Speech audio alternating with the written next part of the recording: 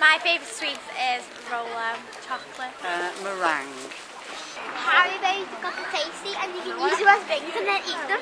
Gummy bears, and they're my favourite because they're gummy in all different colours. Cola bottles, and I like them because they're fizzy. It's going to have to be a flake because it's just ordinary milk chocolate and it's absolutely delicious. Second too hard on the lollipop, that's gonna get you down. Second too hard on the lollipop, that's gonna get you down. Say love, sweet or sour.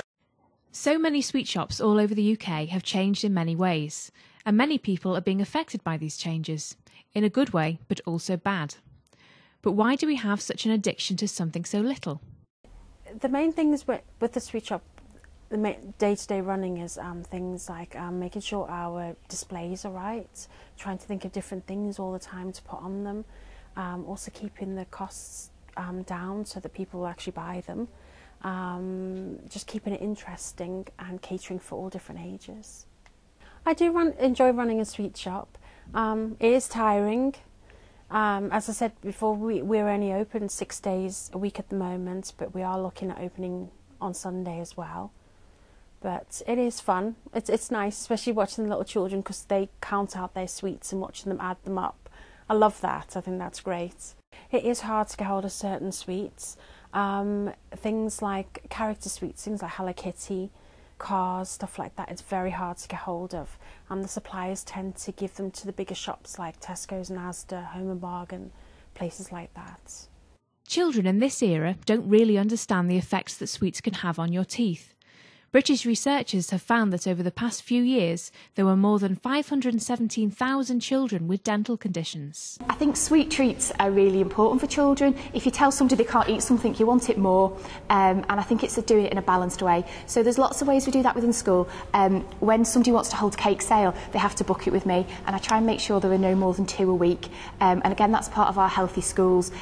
We can have sweets and cakes and things as part of a celebration, but we can't celebrate every day. We also do something called a Kit Kat break, and each year leader has Kit Kats and they meet with a group of their students. Every week a different group of students meet and they get a Kit Kat, and it's just a way of having a treat. Sports performers such as gymnasts have to think about their diets and the amount of sweets they eat to ensure that they achieve their goals. My coach does allow us to eat sweets but tries to encourage us to stay away from them, therefore I only have once a week a sweet day. I don't really have a favourite sweet in particular, but when I do have sweets I try and find sugar-free ones, and if I can't find them in local stores then I just don't have my sweet day for that week. Keeping a balanced diet is very important, and not many people realise how much it can affect your lifestyle.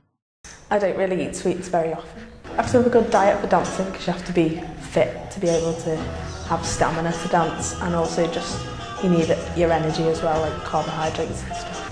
Well, chocolate, I prefer chocolate more to sweets. Sweets, I don't really like the flavour to be honest, but chocolate's more tasty. I don't really eat them that often. I have about 2 chocolate bars a day, that's it really.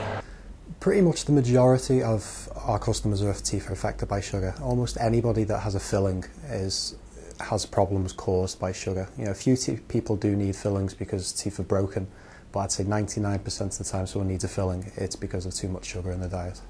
Probably a lot of children that go to the dentist, probably about 75% of their tooth decay is caused by eating sweets. I would probably say the worst age range is probably teenagers. In terms of the problems that you can see in a mouth, that tends to be the age when people have the most decay present, and a lot of the time it is due to excessive use of sugar really.